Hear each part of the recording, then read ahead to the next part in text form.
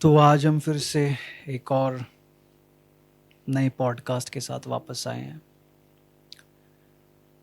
तो अमन, इस हफ्ते जो हमने चीज़ें ढूंढी और जिसके बारे में ये पॉडकास्ट होने वाला है, वो कुछ ऐसे खोए हुए शहर जो एक तरीके से माइथोलॉजीज भी कहे जाते हैं, कि वो माइथोलॉजीज हैं सिर्फ, और उनके आसपास बहुत सारी कंस्पिरेसी थ्योरीज भी एग्जिस्ट करती हैं।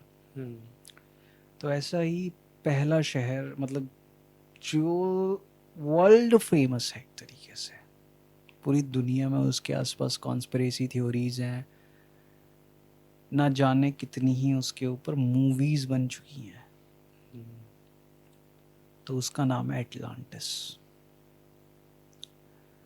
तो एटलांटिस शहर एग्जिस्ट करता था।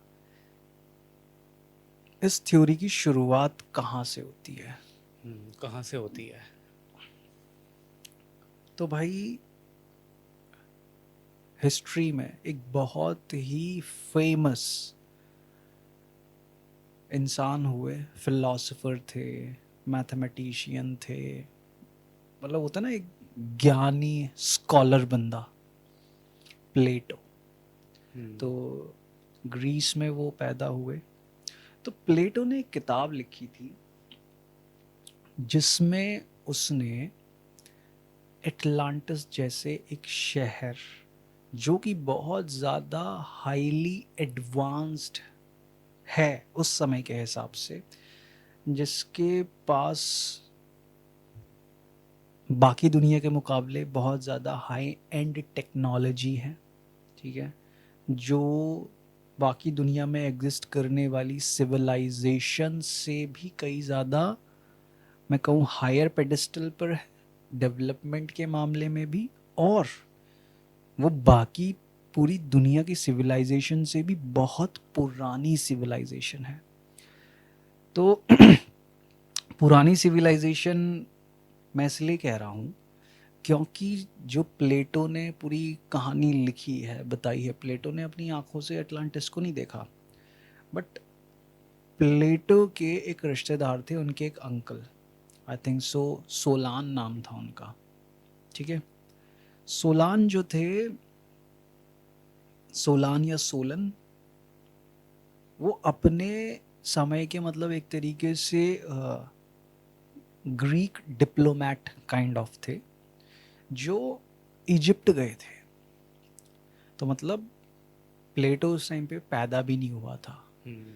तो सोलन ने इजिप्ट में जाकर एक, वो इजिप्ट के पुजारी से मिले। बेसिकली वो पुजारी जो था, इजिप्ट में एक बहुत बड़ी लाइब्रेरी एग्जिस्ट किया करती थी, जिसका नाम था लाइब्रेरी ऑफ अलेक्जेंड्रिया।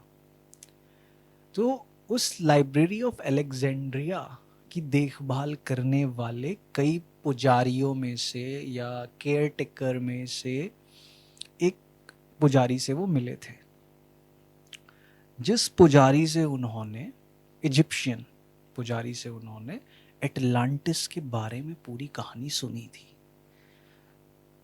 और फिर वही कहानी जब प्लेटो पैदा हुआ, थोड़ा बड़ा हुआ, सोलन ने प्लेटो को सुनाई। तो प्लेटो ने उस पूरी कहानी का वर्णन, जिस तरीके से सोलन ने, प्लेटो के अंकल ने, प्लेटो को सुनाई थी। अब बात ये आती है कि एटलांटिस फिर गया कहाँ। अब बोलते हैं कि एटलांटिस शहर जो है वो पानी के नीचे डूब गया। तो पानी के नीचे डूबा कैसे भाई? तो प्लेटो ने उसमें ये बताया है कि एटलांटिस जो था, एटलांटिस में रहने वाली जो लोग और पूरी सभ्यता थी, बहुत ज़्यादा हाईली डेवलप्ड लोग थे वो, टेक्नोलॉजी, आर्किटेक्चर, हर चीज़ के मामले में। फिर क्या था, वो इतने डेवलपमेंट पे पहुंचने के बाद, हायर लेवल पे पहुंचने के बाद, वहाँ के लोग जो थे ना, वो बहुत ग्रीडी हो गए थे। उन्हें अपने आसपास रहने वाले और जो सिविलाइजेशंस थी, राज्य थे, उनके ऊपर भी कब्जा करने का लालच होने लगा। तो वो कई लोगों पे अटैक करते थे। ग्रीक्स के साथ भी उनकी लड़ाई हुई थी, ग्रीस से भी लड़ाई हुई थी उनकी। तो प्लेटो उस चीज़ का वर्णन करता है अपनी उस किताब में। तो बहुत बुरी तरीके से जो ग्रीस थे वो हार रहे थे उस बैटल में, बट एट लास्ट उन्होंने अपनी पूरी विल पावर झोंक दी और उसके बाद उन्होंने अटलांटियंस को हरा दिया। इस तरीके से वो अपने शहर को बचा पाए, अपने देश को बचा पाए।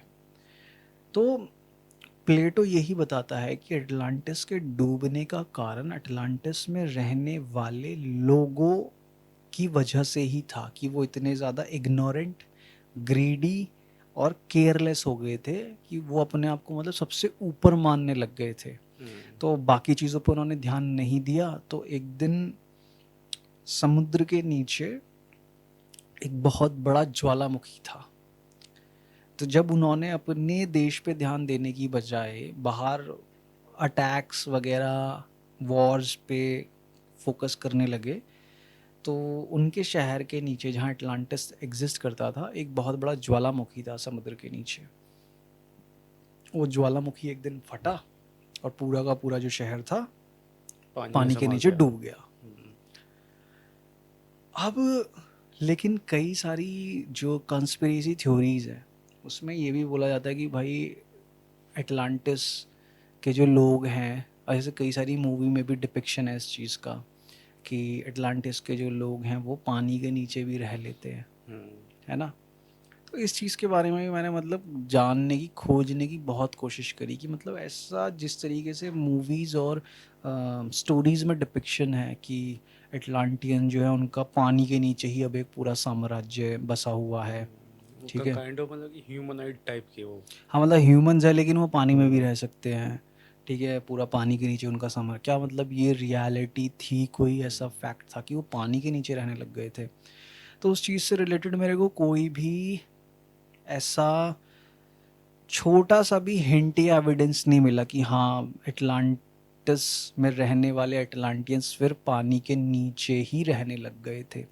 ऐसा कुछ नहीं मिला मेरे को। मे बी बस फिर ये इसका मतलब यही हो सकता है कि जो आगे इस चीज़ को लेके कहानियाँ डेवलप हुई तो हर किसी ने जो विजुअलाइज करा कि ओके अगर अटलांटिस पानी के नीचे डूब गया होगा तो जो लोग बचे होंगे तो क्या पता फिर वो पानी के नीचे ही एग्जिस्ट करने लगे एग्जिस्ट होंगे। करने पर लगे ऐसा हो। नहीं था, वो मतलब खुद ही इंसान की मतलब सोच की उपज थी ये। हाँ, मतलब वो लोग कहते थे ना कि मतलब इतने हाईली एडवांस्ड है वो, कि अगर डूबा भी तो वो अंदर जाके रह रहे हैं, हाँ रह वो रहे हैं, एक पर ऐसा अच्छी नहीं खासी था। सिटी बसा रखी है उन्होंने। हाँ पर ऐसा नहीं था। वो जब वो शहर डूबा तो वो पूरा शहर डूब के ख़त्म हो गया।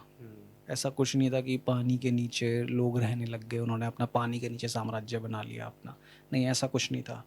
अब बात ये आती है कि भाई प्लेटो ने बताया कहाँ है कि अटलांटिस है कहाँ। तो प्लेटो ये कहता है कि जब हम ग्रीस से निकल कर और हरक्यूलिस के द्वार को क्रॉस करेंगे तब उगते सूरज की किरण के नीचे अटलांटिस है। तो अब इस जो थियोरेटिकल पूरा जो उसने क्या कहते हैं लोकेशन बताई है पूरा, हम जब मैप पे इस चीज़ को देखते हैं तो ये आज के करंट जिब्राल्टर और ये इस एरिया में है, जिब्राल्टर वगैरह के एरिया में है। लेकिन जब वहाँ पे ढूंढा आज के एविडेंसेस, मतलब आज की टेक्नोलॉजी वगैरह यूज़ करके हमने वहाँ पे खुदाई वगैरह करी है आज के लोगों ने, तो लेकिन वहाँ पे कुछ ऐसे एविडेंस मिलते ही नहीं ऐसी सिविलाइजेशन के, ठीक है। फिर एक बार हुआ क्या था कि ग्रीस का ही एक मछुआरा था, वो नदी किनारे ना ऐसी मछलियाँ वगैरह पकड़ रहा था। तो उसने देखा कि जब पानी थोड़ा लो लेवल पे था तो उसने देखा कि समुद्र के नीचे से ना मतलब कुछ एक काइंड ऑफ पिलर बाहर निकला हुआ है, ठीक है।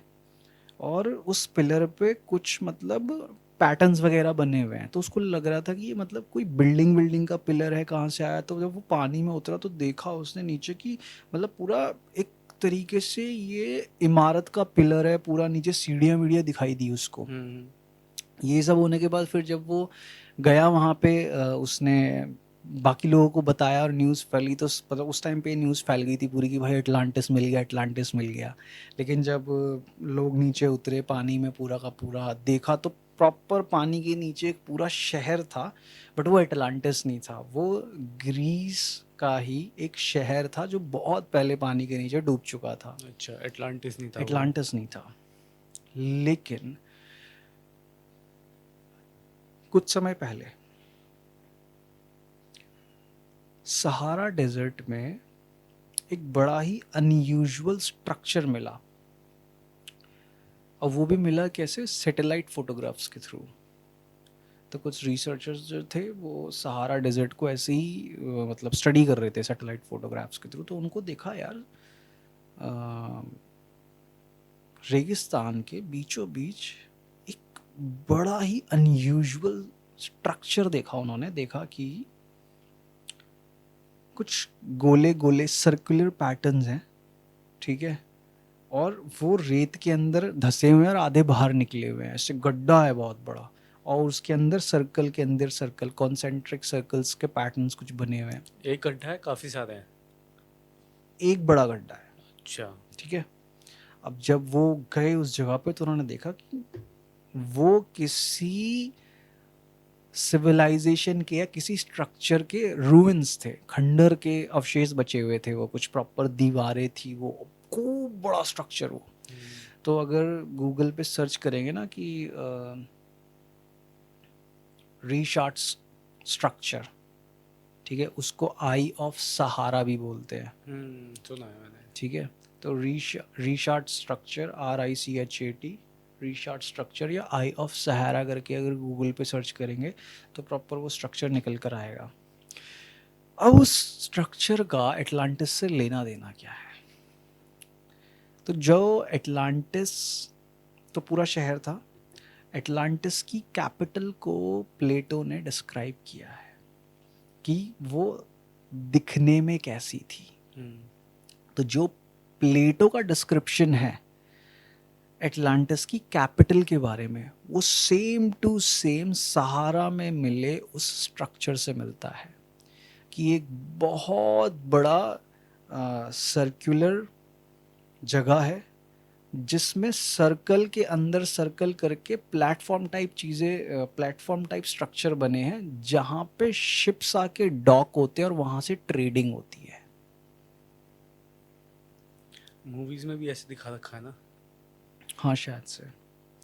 तो अब लेकिन बात यह आती है कि भाई प्लेटो ने तो बताया था कि वहाँ है, अब ये यहाँ कैसे, कहाँ ग्रीस हो गया, कहाँ सहारा डेजर्ट, मतलब अफ्रीका के इलाके में आ गया पूरा का पूरा, ये कैसे हो सकता है?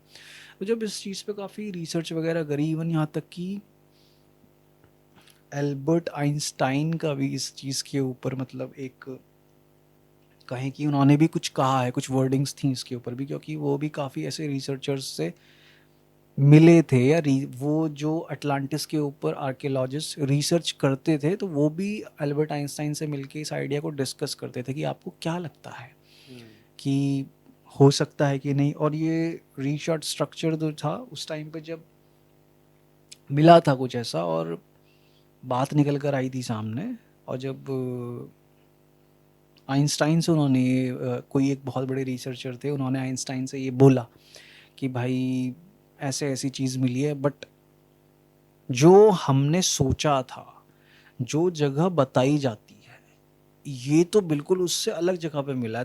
तो जो रिसर्चर था उसने आइंस्टाइन को बोला था कि मैं जो सोच पा रहा हूँ इस चीज़ को जस्टिफाई करने के लिए एक कहानी, वो सिर्फ और सिर्फ मेरे दिमाग में आती है पोल शिफ्ट के बारे में, कि क्या पता ये जो हिस्सा हम आज के टाइम पे रेगिस्तान में देख रहे हैं, उस समय पे जब अटलांटिस एग्जिस्ट करता होगा तो ये हिस्सा पृथ्वी पे किसी और जगह पे रहा होगा, लेकिन इतना लंबा समय बीता, जैसे होता है ना टेक्टोनिक प्लेट्स मूव करती हैं, है ना, तो ऐसे ही ये हिस्सा उस जगह से टूट के यहाँ खिसक खिसक कर सहारा डेजर्ट में मिल गया।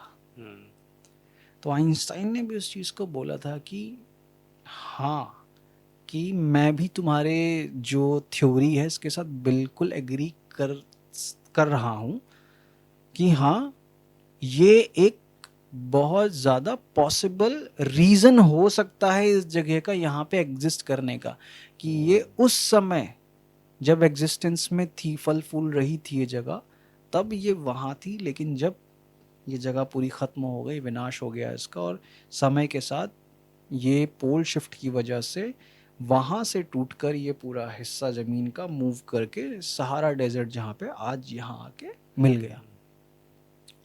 तो वही ये कई सारी थ्योरीज हैं, और मतलब अभी तक कोई ऐसा पुख्ता सबूत निकल के नहीं आया है कि हाँ जो ठप्पा लगा दे कि ये जगह, ये शहर अटलांटिस। और लोकेशन भी जैसे तू कह रहा है कि हाँ, लोकेशन भी बहुत सा, जैसे अब प्लेटो ने एक लोकेशन बताई है, फिर हम्म, सहारा डेजर्ट में जो स्ट्रक्चर मिला है वो अपने आप में ही एक अलग लोकेशन बन जाता है। फिर कोई बोलता है कि पैसिफिक ओशियन की तरफ वहाँ पे कोई स्ट्रक्चर हो सकता है अंदर, हम्म। पानी के अंदर। तो मतलब ये उसको वैसे उसने कहानी सुनाई उसको, प्लाटो को, तो उसे पता चला, लेकिन इसका मतलब ओरिजिन कहाँ से है इसका, ऐसा कुछ है? दुनिया के सामने हम्म। ये जो कहानी है एटलांटिस के बारे में, प्लेटो के ही लिखे हुए टेक्स्ट से सामने आई थी। प्लेटो, जहाँ तक मैंने ढूंढा, मैंने जाना, तो हम्म। उसके हिसाब से प्लेटो के वो किताब लिखने से पहले कोई और सबूत एग्जिस्ट नहीं करता जो बताए कि अटलांटिस नाम का भी एक शहर था। तो हम्म। प्लेटो ने सबसे पहले ये कहानी लिखी, जो उसके अंकल सोलन ने प्लेटो को सुनाई थी, जिनको पता चली थी इजिप्ट के एक पुजारी से जब वो इजिप्ट गए थे। अच्छा, पुजारी ने उनको बताया, सोलन को। इजिप्शियन पुजारी ने सोलन को बताया, सोलन को। सोलन ने फिर प्लेटो को बताया, फिर प्लेटो ने उस पूरी कहानी को एक किताब में लिखा है। इजिप्शियन पुजारी कौन था वो?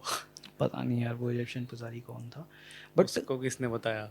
अब फिर यही थ्योरी आती है निकल के ना कि एटलांटिस अपने आप में एक इतनी प्राचीन सभ्यता थी कि जब हम्म। मतलब मिस्र तक के लोगों का उनके साथ मतलब एक कनेक्शन था, वो जानते थे उसके बारे में, तो कितनी ज़्यादा प्राचीन सभ्यता वो रही होगी। सही बात है भाई, इजिप्ट इजिप्ट का तो वैसे भी बहुत ही तगड़ा हिसाब किताब है। बिल्कुल, वो है ना? अलग अपने आप में एक मिस्टीरियस जगह है। हम्म। वहाँ के मतलब पिरामिड्स वगैरह देख लो तो उन्होंने किस तरीके से वो चीज़ें बनाई हैं। तो एक मिस्टीरियस जगह के किसी बंदे ने एक ऐसी मिस्टीरियस सी कहानी सुनाई किसी को, किसी मिस्टीरियस सी जगह के बारे में।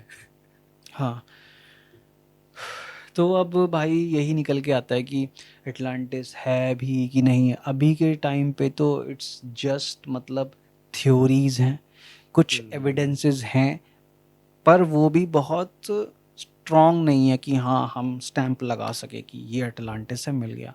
लेकिन फिर जो ढूंढ रहे अटलांटिस शहर को, जो अपनी थ्योरीज प्रेजेंट करते हैं, अपने एविडेंसेस प्रेजेंट करते हैं रिसर्च के, वो ये कहते हैं कि भाई एक समय पे ट्रॉय शहर को भी मिथिकल माना जाता था, कि माइथोलॉजीज में एग्जिस्ट करता है हम्म। सिर्फ, ठीक है। तो लेकिन फिर ट्रॉय शहर भी मिला मिट्टी के अंदर दबा हुआ, और जब मिला तो पूरी की पूरी मतलब हिस्ट्री ही चेंज हो गई। हाँ, ट्रॉय शहर का तो मैंने देखा भी है, वो हिस्ट्री हिस्ट्री चैनल पे देखा पूरा जगह। हाँ, तो वही कि भाई जो वहाँ पे वो पूरा ट्रोजन हॉर्स वाली कहानी है सब कुछ, तो हम्म। कहते हैं भाई ये सिर्फ और सिर्फ एक तरीके से माइथोलॉजी स्टोरी है। लेकिन फिर एक रिसर्चर थे, आर्कियोलॉजिस्ट, वो ढूंढने निकले और उन्होंने ढूंढ दिया ट्रॉय शहर। तो वही है ना कि भाई अब अर्थ का क्या है, अर्थ तो भाई टाइम टू टाइम, जिसे कहते हैं ना, बदला है, तो वो तो अपनी बदलती रहती है आकार।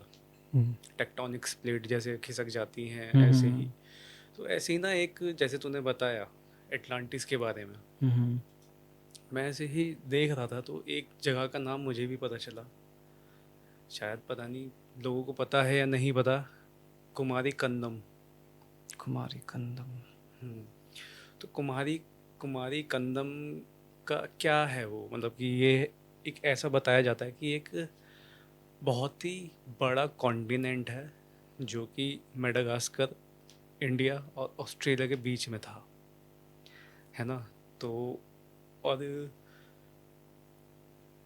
आज से करीबन कई हज़ारों साल पहले समुद्र का लेवल जो है बढ़ गया, जैसे आइस एज आया था ना जब, है ना, तो हम्म। आइस एज जब आइस पिघलनी स्टार्ट हुई तो हाँ, समुद्र का लेवल पिघलने लगा, बिल्कुल। तो वो जो है पानी के अंदर चला गया, वो समा गया। तो अब लोग ऐसे क्यों जोड़ रहे हैं, मतलब कि वो वो है, एक बंदा है जिसने एक किताब लिखी थी, फिलिप स्काल्टर इसका नाम है। हम्म। तो उसने एक किताब लिखी थी, the book of mammals. Okay. तो उसमें उसने एक थ्योरी दी थी, उस थ्योरी का नाम था लेमुरिया थ्योरी। हम्म। तो लेमुरिया थ्योरी में उसने ये कहा कि एक जानवर होता है लेमुर, हम्म। है ना, जो बंदर की तरह होता है काइंड ऑफ। तो हम्म। देखा होगा एक मडागास्कर की मूवी है ना, जंगल सफारी, पता नहीं कौन सी है, उसमें है वो, I like to move it हाँ गाने जो गा हाँ, रहे। वो जिसकी पूंछ पे स्ट्राइप्स बनी रहती हैं। हाँ, वही लीमर्स तो आज भी होते हैं। है, अभी भी कई हाँ सारी हाँ प्रजातियां हाँ एग्जिस्ट हाँ करती हाँ। हैं। तो वही उन्होंने देखा कि मेडागास्कर में लेमर्स हैं, हम्म। कई तरह की स्पीशीज़ हैं, और इंडिया में भी है हम्म। बहुत तरह की स्पीशीज़, यहाँ तक कि ऑस्ट्रेलिया में भी हैं। हम्म। और अगर देखा जाए, अगर चल मेडागास्कर में है, और ऑस्ट्रेलिया और मेडागास्कर तो कितना ही डिफरेंस है, यहाँ तक कि ऑस्ट्रेलिया का इंडिया से भी काफ़ी डिफरेंस है, और मेडागास्कर का इंडिया से, तीनों ही चीज़ें बहुत ही डिफरेंस बिल्कुल। है ना। और ये भी बताते जब एवोल्यूशन का स्टार्ट हुआ था, तो जो क्या नाम है, जो पहला वो बताया जाता है ना कि निकल के जो आया था लैंड पे, वो तो वो, अफ्रीका से आया था। हाँ, वो मॉडर्न ह्यूमन थ्योरी के हिसाब से। हम्म। लेकिन ऐसा कहते हैं कि वो जो लैंड डूब गया ना पानी में, वो इवोल्यूशन भी वहीं से ही स्टार्ट हुआ था, कुमारी कंदम से। कुमारी गंदम से। तो ओके। लेकिन अगर अगर देखा जाए कि जो मॉडर्न ह्यूमन इवोल्यूशन हुआ है, वो हम कहते हैं अफ्रीका से स्टार्ट हुआ है ना। तो अगर ह्यूमंस मान ले, एनिमल्स मान ले, अगर वो अफ्रीका से होते हुए, इंडिया होते हुए ऑस्ट्रेलिया आए हैं, ये काफ़ी लंबा सफ़र लगता हम्म। है ना। लेकिन अगर हम वहाँ पर अगर एक बीच में वो लगा दें, जैसे मैंने कहा ऑस्ट्रेलिया और उसके बीच में इंडिया और मेडागास्कर के बीच में, तो वो चीज़ आसान लगती है, ना कि हम्म। घूम के जाना। तो यही थ्योरी है लेमुरिया की, कि वहाँ पे कुछ बीच में कुछ ऐसा कॉन्टिनेंट रहा होगा काफ़ी बड़ा, जिसमें जो ये जो कनेक्शन है ना लेमुरिया वाला, मतलब लेमur जो पहुँचे वहाँ पे, तो इस तरीके से हुआ है। और अगर हम इसको वैसे देखें रिलीजियस पर्पस से, कुछ अपने एंशियंट जो वो होते हैं पुराण वगैरह, हम्म। तो उसमें भी काफ़ी पुराणों में इसका जिक्र है, जैसे कि स्कंद पुराण। स्कंद पुराण का एक तमिल लिटरेचर है, उसका नाम मेरे को पता नहीं है।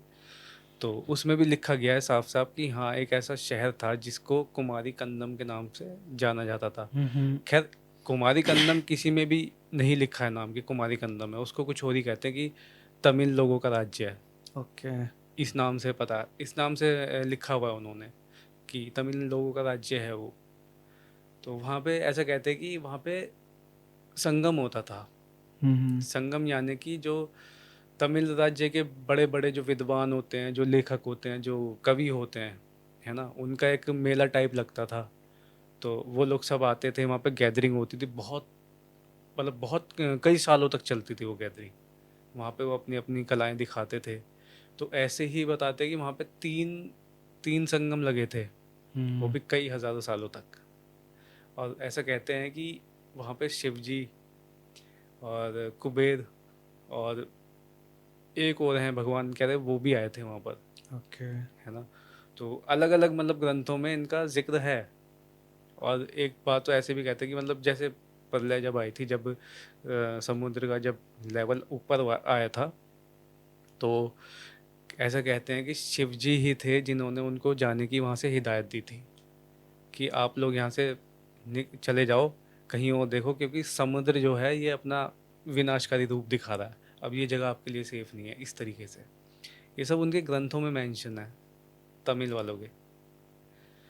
तो भाई ये मैं देख के काफ़ी ज़्यादा हैरान हो गया कि भाई इतना बड़ा कॉन्टिनेंट एक समुद्र के नीचे समाया हुआ है।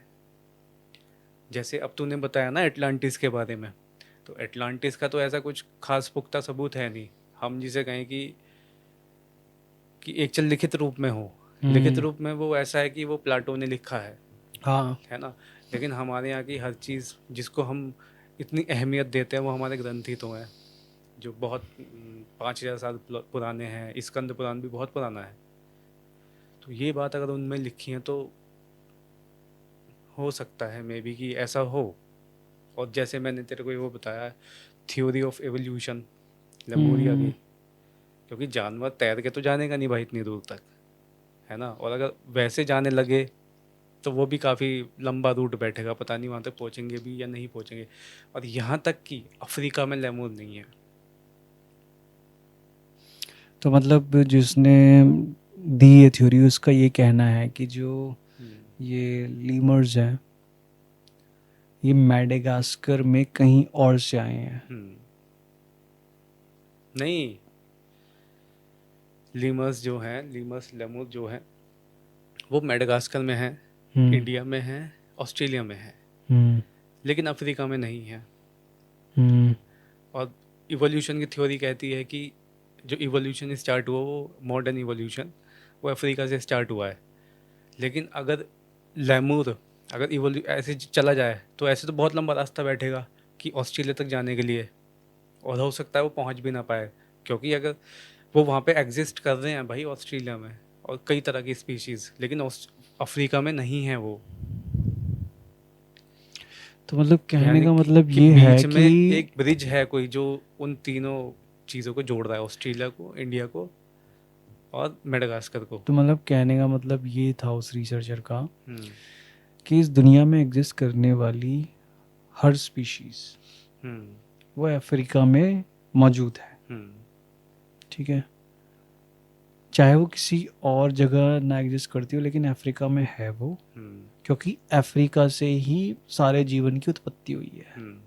लेकिन उसने कहा जो लीमर्स हैं वो ऑस्ट्रेलिया, इंडिया और मेडागास्कर में है बट अफ्रीका में नहीं है। हम्म।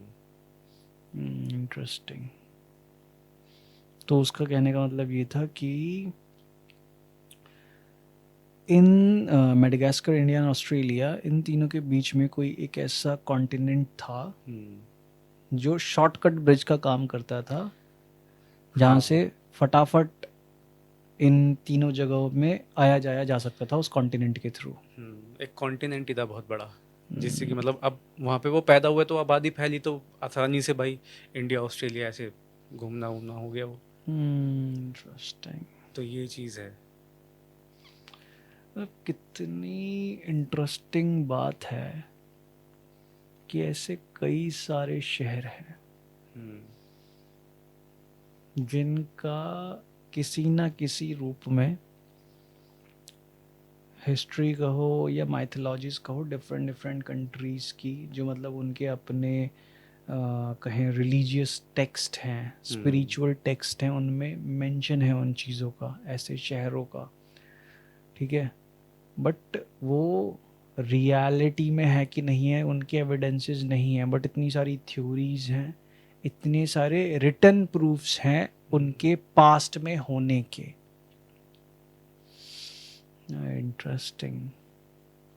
ये कि अगर इन चीज़ों को मतलब सीरियसली लेके अगर ढूंढा जाए, उस तरीके से रिसर्च करी जाए, बजाय इस चीज़ के प्रूव करने के कि वो नहीं है, अगर हम हम्म। इस दिशा में सोचे समझे और काम करें, क्या वो हैं, अगर ऐसे प्रूफ्स और एविडेंसेस की तरफ हम ध्यान दें, मेहनत करें, तो क्या पता कुछ ना कुछ ऐसी एक चीज़ निकल कर आए सामने जो मतलब वो कहते हैं ना कि पूरा हिस्ट्री की डायरेक्शन ही चेंज कर दें, कि जो हमें हम्म। और ज़्यादा अच्छे से बता सके कि हाँ ह्यूमंस का पास्ट था क्या। अभी तो हम सब क्या करते हैं कि कुछ खोदा, वहाँ से बाहर निकला तो हम्म। उसके हिसाब से बोलते हैं ओके अब ये मिल गया तो मतलब ऐसा हुआ होगा, फिर ऐसा हुआ होगा, फिर कुछ और मिल जाएगा कल के दिन नया तो अच्छा मतलब ये भी हुआ होगा।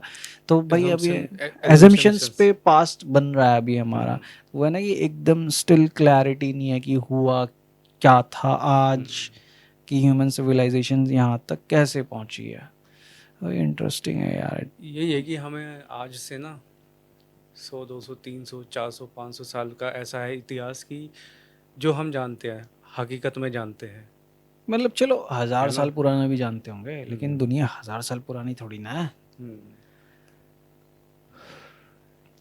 इंटरेस्टिंग। अगर साइंस और आर्कियोलॉजिस्ट इस दिशा में अगर मतलब मेहनत करेंगे तो मतलब बहुत कुछ ऐसा मिल सकता है कि मतलब क्या कहते हैं ना कि आज का पूरा वर्तमान की दिशा ही पूरी चेंज हो जाए। अब सोचना कि भाई जिस जिस जगह की मैं बात कर रहा हूँ, कुमारी खंडम की, तो इसका जिक्र चाइनीज़ लिटरेचर्स में भी है। हम्म। और उसमें लिखा है कि इस जगह पर एक माउंटेन था जिसका नाम था मेरू पर्वत। मेरू पर्वत के बारे में तो मतलब ये इंडियन स्क्रिप्चर्स वगैरह में भी पूरा हम्म, बताया गया है। तो वो मेरू पर्वत वो वहीं था, कुमारी कुमारी कंदम, कंदम में। जिस पे से 3 रिवर बहती थी। तो सोच ना भाई, इंटरेस्टिंग। अब सोच, हम बात करते हैं रावण की, लंका की, तो क्या रावण को तो जानते हो कि भाई कैसा उसकी शख्सियत थी, कैसा था वो, इतना विशाल, मतलब कि अब उसको देखते हुए उसकी, जैसे बोला जाता है कि महाशिव का भक्त है, इतनी पावर्स हैं, है ना, तो क्या उसका राज्य बस श्रीलंका इतना सही? क्या पता और कितना बड़ा हो उसका राज्य। तो मुझे कुमारी कंदम ही उसका राज्य लगता पूरा, जो समुद्र में समा चुका है। हो सकता है, पॉसिबिलिटी कई चीज़ों के बारे में हम्म हो सकती है, बस अब यही है कि अगर हाँ मेन स्ट्रीम जो आर्कियोलॉजिस्ट हैं, साइंस है, अगर वो भी इस तरफ अपना पूरा ध्यान लगाए हम्म तो बड़ी कुछ ऐसी मतलब कहते हैं ना कि चीज़ें मिल सकती हैं जो अभी तक सिर्फ एक रहस्य बनी हुई हैं। हम्म, और जब वो चीज़ें सामने आए तो रहस्य खुले तो इस कदर खुले कि पता नहीं क्या क्या और नई क्या चीज़ें क्या नहीं। जानने को मिल जाएंगी हम्म यार। तो बस यही है, ऐसी फैसिनेशन के साथ हम ख़त्म करते हैं आज का पॉडकास्ट। फिर से मिलेंगे आपसे नेक्स्ट वीक ऐसे ही एक और मज़ेदार पॉडकास्ट के साथ। तब तक के लिए बाय बाय।